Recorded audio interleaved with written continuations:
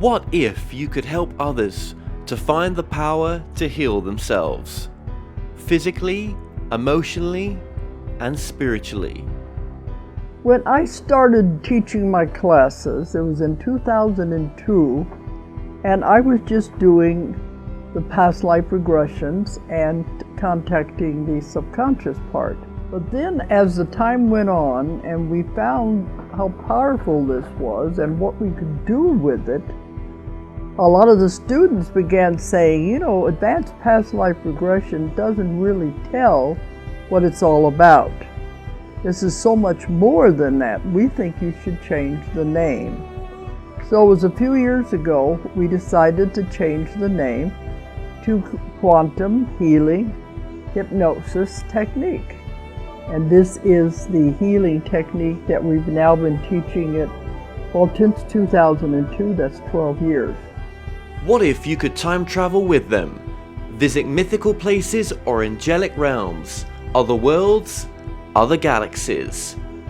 Help others to speak to their higher selves. You can.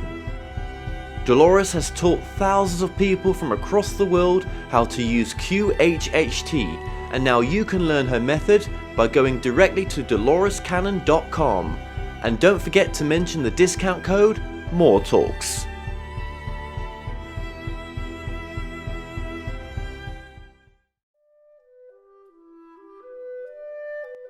Established over 100 years ago, Watkins Books is one of the world's oldest and leading independent bookshops specializing in esoterica.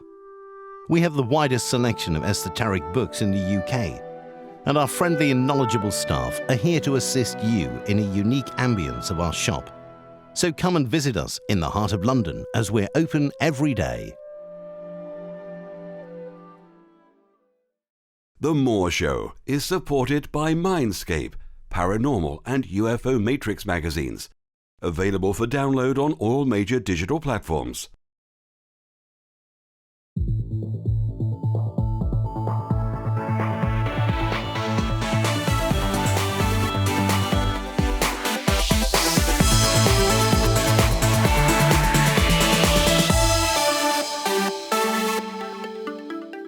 The comments and views expressed on The More Show are those of the people that make them and do not necessarily reflect the view of Kevin Moore, The More Show, or this radio station and its affiliate or sponsors. This show is for entertainment purposes only. Broadcasting from the UK and across the world online, you're now listening to the UK's only alternative late night talk show, and I'm Kevin Moore. For the next hour, I'll be covering subjects that will open up your mind and provide you with information you may have never heard before. On today's show, I'm joined with emotions and life doctor John Rushton. Now, in John's many broadcasts on radio and TV and around the world, and in his many articles and books, he has taken a close look at love and emotional intelligence and what makes people happy. Very often, John states that we can be our own worst enemies at a time when we need to draw on the hidden strengths that we all have deep within. Over the years, John has written extensively on the subject of happiness and emotional intelligence. If you are happy, he says, you can cope with anything. John Rushton, welcome to the show. Thank you, Kevin. Now, John, just for the audience, just tell us a little bit about yourself to begin with. Well, starting from sort of many, many years ago, I was involved in global travel, and I used to do sales and marketing and set companies up around the world, and which I loved. I thoroughly enjoyed that. I was just living in hotels and aircraft, and for me, that was manna from heaven. I loved every second of it. But in the process of doing that, I actually came across lots of different ethnicities and cultures and religions, and why people do the various things they do in various countries, and why some countries do exceptionally well and others never do well at all. And it's not just the sort of the GDP of the country, it's actually the ideology of the country and how people think and view. And you've quickly, when you're moving from country to country, got an understanding of why these people do exactly what they do. And it just grew and grew and grew. And then I started to do things for myself, and I've written a number of books on the subject of emotions, which is what I talk about predominantly. And basically, that's where I am at today. I do sort of lectures and write books on emotions and why we do what we do, and why at times we are our own worst enemies, why we hold ourselves back.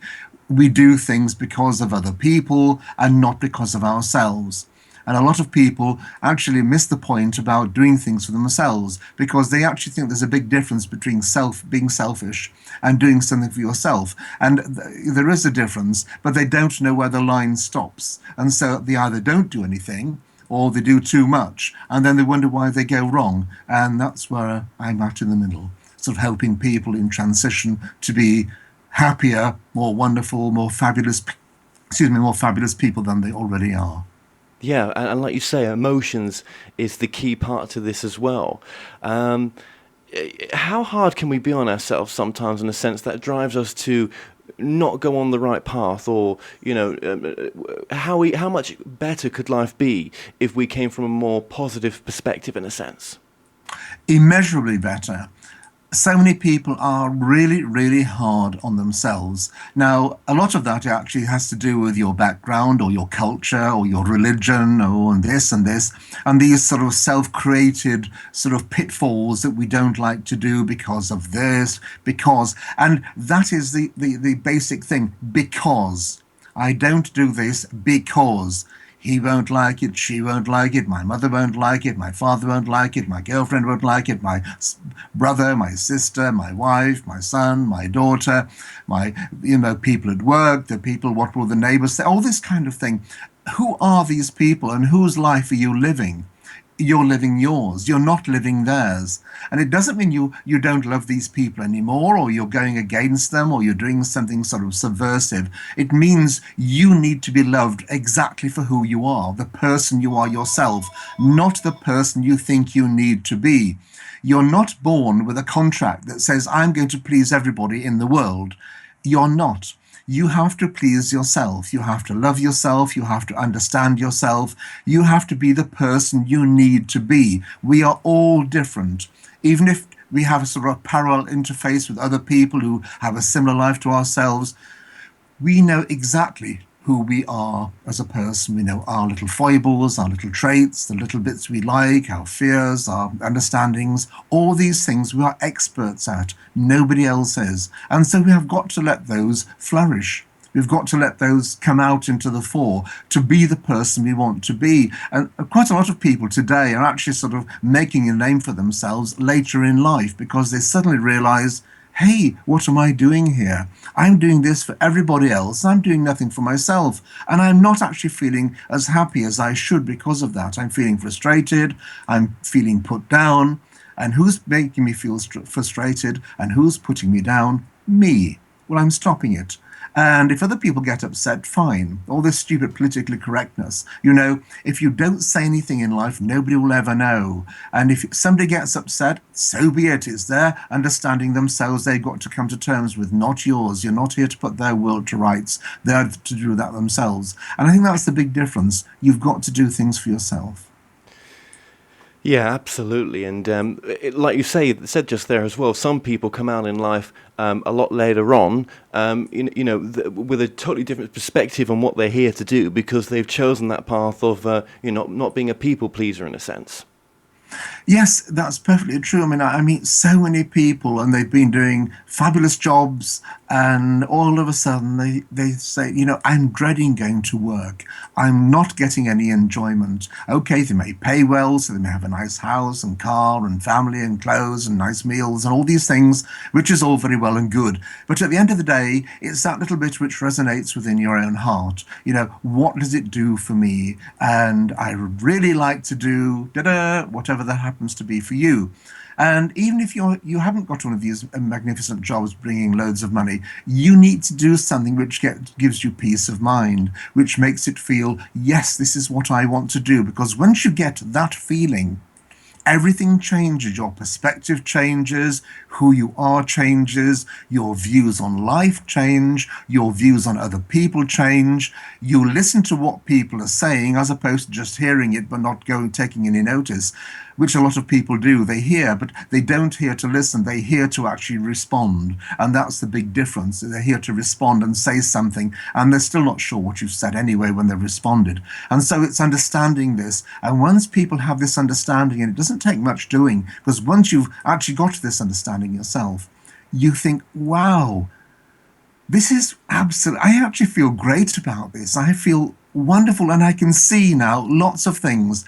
If all you're doing is going on the treadmill of life, you see all the pitfalls, all the negativity. But once you've stopped that, you see the solutions. You smell the fresh coffee, you smell the fresh air, you look at life, you see all those people you don't like, and you see a vast amount of people you do like, and you migrate to those people you do like. I mean, we do tend to migrate to those with a certain empathy to ourselves, and that's only right, because then we're going to grow. You don't need negative people around you, which includes your parents as well. If your parents come from the old school and they're whinging and, oh, don't do this, be careful of that, fine. It doesn't mean you've got to sort of push them to one side, but you don't have to sit and listen to their sort of monotonous ramblings endlessly. Do something for yourself, because you've only got this one chance in life. Whether you think you're going to come back or not, that's something else, but you've only got this one chance in life right now. Do it for you. Respect yourself. Be at one with yourself. Love yourself. And then everybody else will love you for the person you are, not for the person you think you are. Yeah, because sometimes, when we do take a changing course in life, for example, it may not bring in the money or the finances that we're looking for initially. And that's not to say you can't have it, but it may not to begin with. And then we soon compare ourselves to others that have got more, don't we? We soon compare ourselves and think, well, what are they going to think of us? I've gone down this different route, but I'm happier doing it, but it doesn't have equal the assets that they have. That is another big problem. It's this comparison. You cannot compare yourself to anybody else because they are not you. They are somebody else going on a different course or a different pathway. And whether they've done exceptionally well from an early age or you do exceptionally well from a later age is something totally different. What you don't know about all these other people are two things. A is what many of them have already gone through to get where they are now. And B, what is going to happen with them tomorrow. I have met loads and loads and loads of people, and I've looked at them, and some people do exceptionally well at an early age, and then they die at an early age as well through something horrific. And you don't want to be part of that. You don't want to follow their route. You can't cherry pick life and say, oh, they've got this, they've got that, I wish I had this. But life comes as a holistic sort of thing. It's all in one. You've got to take what it is, and you've got to be happy where you are now. Because if you postpone happiness, it's like the carrot and the donkey. You're always looking for something else. You never actually catch up with it. You're always sort of seemingly looking for that elusive thing. If only I had that. If only I had this. Or these people who do postpone happiness. Oh, in a few years' time, when I do this, when I retire, when that, well, fair enough, there's nothing wrong in having sort of forward planning. But if you're not careful, you're negating where you are right here, right now. And where you are right here, right now is the most important part of your life. It's you living it.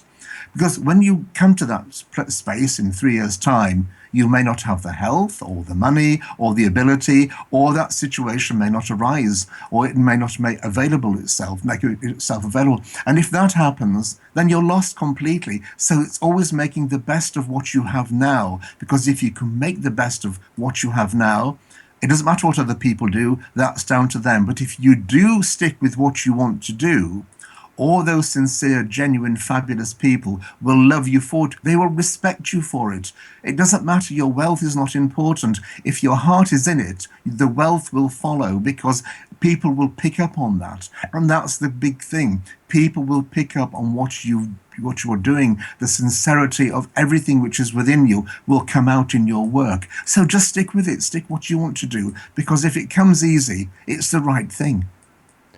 Absolutely. And just going back to what you were saying there, that being in the present moment, always projecting, well, I'll be happy when I've got this, or once I've reached this level, then I can, shut down a bit and do other things that I would like to do. But when you reach that pivotal moment, there's still more on the plate that you want, for example. But what you just said there as well is really about being in the moment. And there's a lot of text coming through on this now. Wouldn't you say that all we have is right now? All we do have is right now. We don't have anything else. We don't have tomorrow because that is to happen. And we certainly don't have yesterday because yesterday is history. Whatever you did yesterday, even if you made the biggest mistake of your life, that was yesterday. Today is the day you can change things. You have a new start every day of your life. You don't have to wait for this stupid thing of the new year and have New Year's resolutions. It's a new year every day of your life. And you can start that and do something you can rectify. There's no good holding on to guilt or he said or my religion said or they said. If you come from a place of love, which is the only thing, we are a love-based society, we are love-based people, we need love. Because if we don't have love, we go off the rails, as many people do, especially today, because they don't want to give, they only want to take. And of course, love is a two-way thing. It's reciprocal. It's loving somebody the way you are and vice versa. But if we don't do everything for the moment, then we're finished. And a lot of people are finished. Well, I'll do this for next week and the week after. As I said before, there's nothing wrong in actually planning ahead and looking forward to your holiday or birthday party, Christmas or whatever it may be, or getting your new car in 6 weeks. All these kind of things, fine. But if you don't live for the moment, you're not living. You're a robot. Do you yourself find yourself going back to present moment all the time? I try and do most of the things from the moment, I will say, as opposed to postponing. I will do, and I get a good response from people.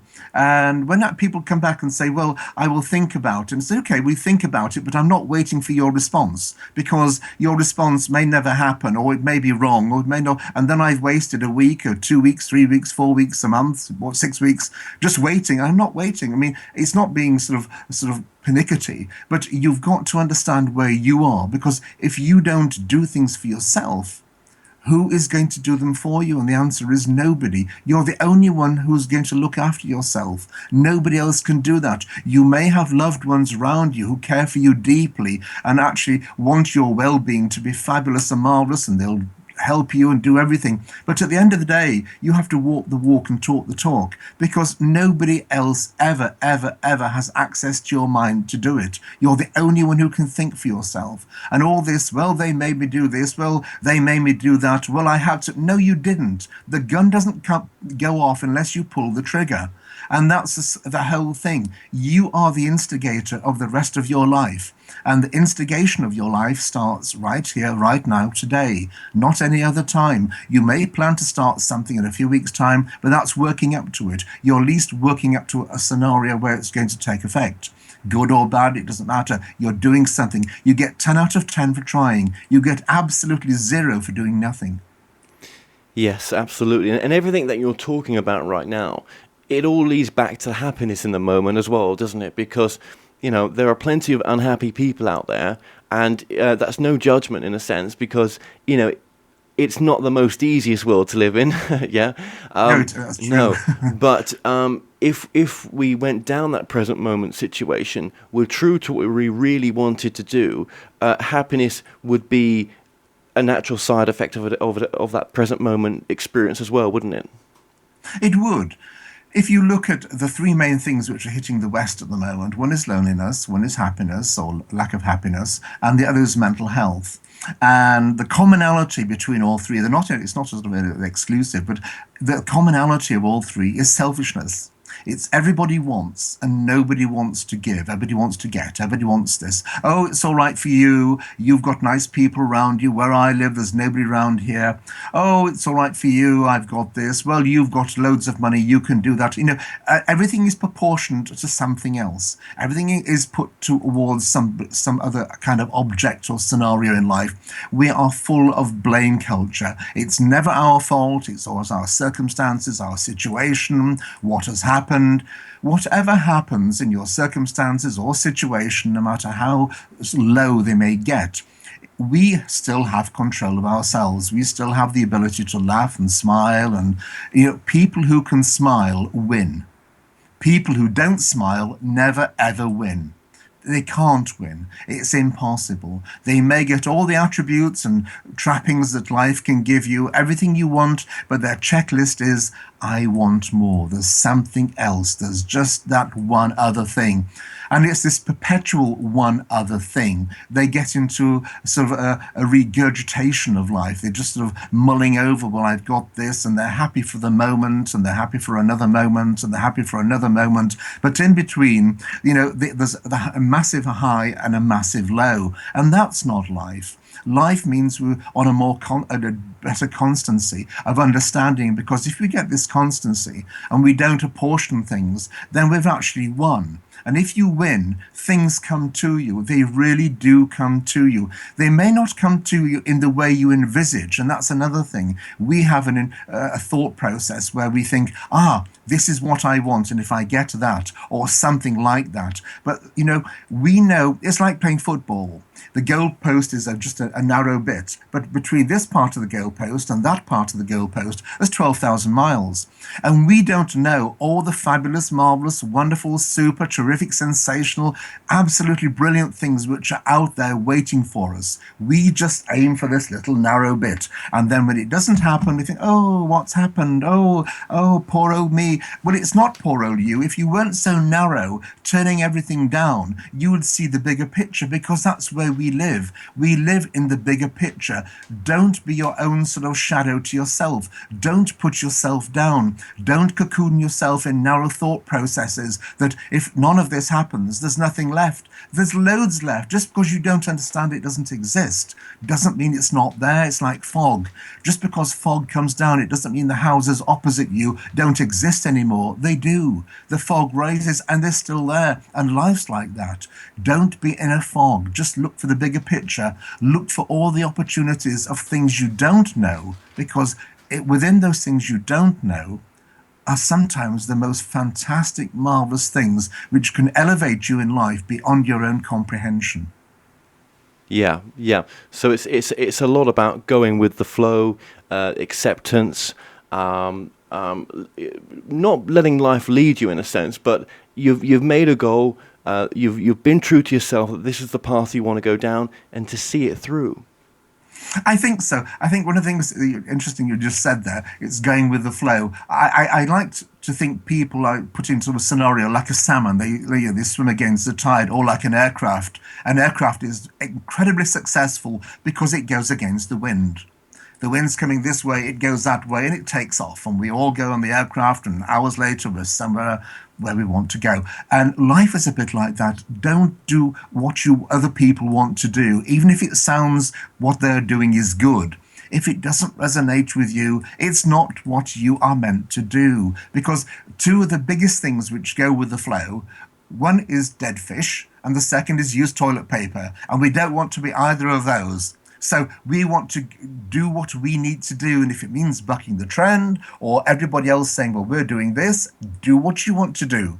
Because at the end, it will pay off. Don't upset yourself and be frustrated, thinking, oh, I don't know, what will they think? What does it matter? 98.9% of people you ever meet in your life have no bearing upon it whatsoever, in as much as they don't pay your gas, your electric, your telephone, give you food or clothes or anything else. They may be good friends, that's another scenario, but the vast majority have no bearing on your life whatsoever, other than what you make them have a bearing. Well, I don't want to upset them because they're nice people. Well, you're not upsetting them, being yourself. If they get upset, it's for their choice, because they think you should be doing this. But then again, why should you do that? It's like children. Children are not a product of their parents' expectations, no matter how good their thought process is. Oh, I'd like my child to be this and this and this. Fair enough. But if they're not, they're not. Your biggest concern should be, is your child happy? And if your child is happy, you can ask for no more in life than their happiness. Nothing more. If you want them to be something else, this is all about you and not about your children. And this is the same thing about life. You have got to take charge. And it's not that difficult. There's none of this whinging and moaning when you talk to people. Oh, what about this and this? None of that. You don't go there. It's once you do take charge of your life and see what it can do for you and the way you think and feel, other people pick up that, it resonates, and other people subliminally pick up that from you, and they can think, wow, there's just something really wholesome and fabulous and wonderful and loving about that person. They're just coming alive, and I want to be near them. I want a bit of that. Touch me. I want a part of that. It's really great because I'm not getting that. And that's what we need to do. Yeah, yeah, absolutely, because they're being themselves, and they're being true to what they want to do. I mean, you can ask no greater than that for yourself. Yes, exactly. And I suppose then happiness, positivity, the life you want to live, everything, if you was in a bit of a dark place before, but it all comes into perspective then. It all becomes anew, in a sense, when you live the life of your life's purpose, in a sense, of what you really would like to do. It does, and so many people get sort of put off, and they say, oh, I've done this and it's failed, and I've done that and it's failed, and I don't know what to do. I've tried everything. Well, you have not tried everything, so stop kidding yourself and getting sort of absolving yourself of doing any more because of I've tried everything. You haven't. That's stupid. That's narrow talk. Get out of it. Just because a whole series of things have not gone well, then that means nothing. Who was it? Was it Alexander Graham Bell? When he was asked if things had gone wrong, he said, oh, I can tell you 10,000 things that haven't worked. And it's that kind of thing. Keep on going, because success is overcoming failure. And quite often, failure and success are bedfellows. If you didn't fail, you'd never succeed, because you'd never know what to do, how and why. And some scientists, they fail every day for years and years and years trying to find a cure for this or a solution to that or something. But en route, they discover loads of other things, and eventually they get that eureka moment and they find something, and wow, it's all singing, all dancing. And I think this is what we've got to understand ourselves. Don't put this poor old me, pity me, I've tried, I've done, I've seen, I've been. No, this is just part of your journey. But if you negate your journey, then you end up absolutely nowhere. You'll end up actually floating in the ether with nothing to do, nowhere to go, no resolution, no happiness, no anything. You just end up floating because you've given up. Yes. Never, ever give up. Ever, ever, ever, ever. Even if you want to burst into tears and you're on your knees and you're saying, oh, praying like mad, God, what have I done? Where am I going? Just keep on going, because it will happen. Really will happen. Maybe not in the way you have thought of, but it could be a million times better. So never give up. And do you think that's the same as well as listening to your gut feeling, to get in contact with that part that resonates truth to you of what you should be doing as well, to reach this, to heal our emotions in a sense? Always, your gut feeling is invariably never wrong. It's always saying, if something doesn't feel right, it's not. There's a big difference between that feeling in your gut with nerves, because we all have nerves when we try something new or something different, and we leave our comfort zone. Oh, I'm not sure. But nevertheless, do it. And if that gut feeling, even if you're with a group of people and they say, well, we're going to do that, and you say you're not. And it's amazing how many people in that group will be sort of quite bombastic and say, well, of course, you realize if you don't do it, you're letting everybody down. If I died just right here and now, everybody else would carry on. So don't give me that rubbish. That is all about you. This is your selfishness wanting everything to go your way. And I'm not going to be a part of that. You don't have to say it in those terms, but the way you do things yourself, always say things the way you would say it. Even if you pick up what somebody else says and think, well, that's interesting, I'll remember that. Do it the way you want to do it. Don't try and emulate somebody else, because it's not you. You are you, not them. Do it the way you want to do it. And eventually you'll get into a habit of saying and doing things the way you need to do them, and you'll have a new stance of life. This is the new you, the rebirth of you, the new fabulous, marvelous you coming out. This is how it should have been years ago. Well, never mind, it wasn't, but you have a chance now, and you have the understanding now, and it's a case of do it, because you will actually thank yourself, and other people will come to you and think, wow, I've got some new people in my life, and you know what? They're brilliant. I feel really good. And this is all about you then. I've come across business people in my life who talk about, well, I've got this business because I want to live a wealthy life, for example, and they never question some of the subjects that you've touched upon. Do you not think, well, I think, as I've gone through a few things, that actually being of service is an important part towards anything that you do. If you can look at, well, what of service will this be to others if I do this? It's what I love to do, but will it be of service as well, which it ultimately normally is. Do you think that's an important part as well to this? It is. When you say you see some, I've seen sort of businessmen who just want to have a business ethic because they want a nice lifestyle, and basically they do have a nice lifestyle. What I have actually gleaned from a lot of them, because obviously the millions, and I haven't spoken to millions, but I've spoken to a lot, and some quite prominent ones, and I've had some of their inner thoughts, and I've been actually amazed at their inner thoughts, and they've actually sort of opened up to me. And one of the things which I'd never ever repeat them ever, but it's quite interesting what they have gone through to get where they have, and from the outside looking at them and their role model and their business ethics and everything else and what they've done, they've challenged things and they've been successful, and some have actually got what they've wanted. They've got a nice company and earning loads of money, and they've had all the nice things in life. But I think being of service, sometimes they change when they get slightly older, and they look back and I wouldn't say they're full of regrets, but things they could have changed. Well, we're all experts of hindsight.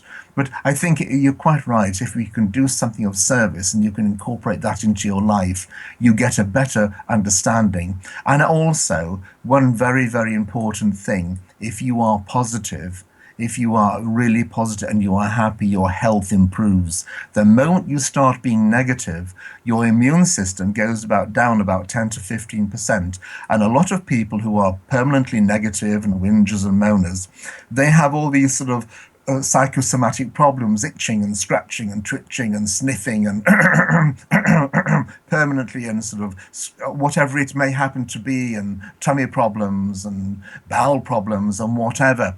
And it's all something lower down. And you go to the doctor and the doctor says, well, I'm actually all right, really. There's nothing wrong with you. All your tests have come out, there's always something they can find, but nothing of any major prominence. Yet, if you change your ideology and you do become happier, all these things just vanish. You don't even think of them. You don't even realize you've stopped scratching, you've stopped doing this, you've stopped sniffing, you've stopped winking and, twitching and all this business. It just goes because you are more yourself. And your body isn't fighting. And that's the fight which goes on internally. Sometimes your own internal fight is your worst enemy. It's not somebody you've had an argument with at the pub or down the road or at work. It's you. Sometimes the biggest problem in life is yourself. And when you do become more of an holistic person to yourself, and I don't mean new age stuff or anything, or going through any kind of, just being you to yourself and being honest to yourself, then life changes immeasurably, and it does make a difference. And I've seen people change, and I know people have come back to me sort of, oh, you've no idea what life, I can't imagine what I was doing before, but now it's different. And that's what we need to do, and it's nothing sort of magical and guru-like or wands or anything else. This is all about you, and you can do it. Do you think for some people, though, that, yes, okay, so they're listening to this now, and yep, they know exactly what they should be doing in life. They know what their calling is, for example, or what would make them happy. But they say to themselves, yeah, but I can't do this because there's how am I going to make a living out of doing this? Or how could I leave my job to make this my full-time thing? I can't see past that part of it. I think you've got to look at what you're doing and how you want to incorporate things in your life. What you just said about, well, I've heard about this and it sounds all fabulous and marvelous, but in my case, I can't do it. And I think you've got to get away from in my case. It doesn't mean making any sort of drastic changes. It makes a change to you, how you do things. And if you do things little by little, you find that actually things actually work their way out themselves. It doesn't mean making this drastic change and, oh, I've heard this on a podcast, and tomorrow I'm going to give up my job and I'm going to do this and I'm going to be a volunteer in Africa or something. You can't, it's horses for courses. You can only do what is expedient to yourself. You can't do an ideology. You can't do something else. If something resonates within you, do it. If it means doing it as an ancillary thing to your work, do it. Don't sit at home and procrastinate and think, should I or shouldn't, would I? Do it. If it doesn't work out, yeah, fine. And it's like we were talking about failure. If you try 20 things and 20 things don't work, at least you're a better person. At least you've tried them. You're not going to get into old age and suddenly be full of regrets, thinking, oh, I wish I had. I wonder if I did, if I'd tried this. Don't do it, because if you go outside, and this is back down to loneliness again, if you go out and do something, there's always somebody somewhere who will cross your pathway and give you an opportunity which you never ever knew existed. It's not, people who are lonely tend not to do lots of things, as well as a selfish thing. Nobody's going to knock on your door and say, oh, excuse me, are you lonely? I'll come in and befriend you. It's not going to happen, not in this life, the next one, the one after that. It doesn't exist. If you want something in life, you've got to do something you've never done before to achieve it. You cannot get something in life doing exactly the same thing as you're doing now. You've got to change your stance. And if you're lonely and at home, providing you're not ill and you can't get out, but even then, a lot of people have this sort of egotistical thing. Well, I phoned them last time. I'm not phoning them again now. And therefore, nobody phones. Some people are good communicators. Some people are not. The fact is, you know the difference, you phone, because if you do phone, you will meet somebody else and they'll have somebody with them and you'll meet up. If you do nothing, nothing will happen. Life will take you on its own. Life has no favorites. Life doesn't care whether you live or die. You are part of life. You are in charge of your little bit. And so if you do nothing, nothing will happen. So just do something, even if it's a small thing to start with. That's 100% better than not doing anything at all. Just do it. And it does make a world of difference. And that's where change starts. Once change starts, it'll be like the proverbial snowball rolling down the hill. It gets larger and larger. And you'll think, wow, I can do so much. What was I doing before? Do it. Just do it. And what would you say well,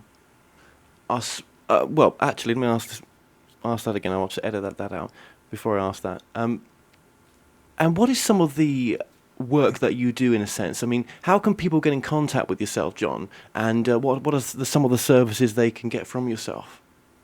I do, apart from my books, I do a lot of lectures and I do a lot of consultations. And I do actually quite a lot of work for sort of large corporations as to looking at a different angle as to their ideology and what they do and what they say, because they're full of sort of very technical stuff. And sometimes it's the simple stuff in the technical stuff. Technical stuff doesn't often have heart. I can put the heart back into it. And it's the heart which resonates. If you do something, no matter how good, and your heart and soul isn't in it, it's not going to be your best work.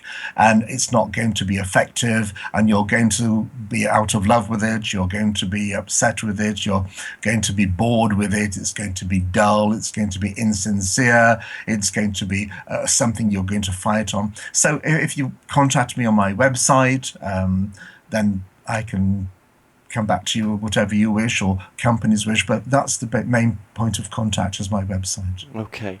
Well, we've just put that on the screen up there as well, which is it johnrushton.com? That's right, yes. Excellent. Okay, and just a final question, John. What would you say is the most important message of your work? Putting people back in charge of their lives. There are so many people living lives which are part of everybody else's life around them. And once you actually cut all those strings, they have a thing called a freedom, or as I like to say, like your hot air balloon. A hot air balloon is meant to rise. It's no good being on the floor full of ballast. Just chuck that ballast off and the hot air balloon will rise. And all of a sudden, you will then see the bigger picture. You'll get out of the microcosm of life you've been living. You'll get rid of all the detritus you've been having around you, and you will feel wholesome, you'll feel warm, you'll feel loved, you'll love people, they will love you for exactly who you are because they'll know who you are, they'll have a great resonance with you, and that's what I put back with people. It doesn't matter what you do in life, and I've dealt with some sort of quite famous people, and the change has been incredibly significant. Fantastic. Well, John Rushton, thank you so much for joining us today. Thank you, Kevin, and my pleasure. Well, we've come to an end on tonight's show. Don't forget that you can listen and watch all our past interviews on the More Show's official YouTube channel. Remember to subscribe to our YouTube channel for new daily shows. You may also find out more on all past and upcoming guests on the show via themoreshow.co.uk, and do like us on Facebook and Twitter for the latest updates. So until next time, be safe.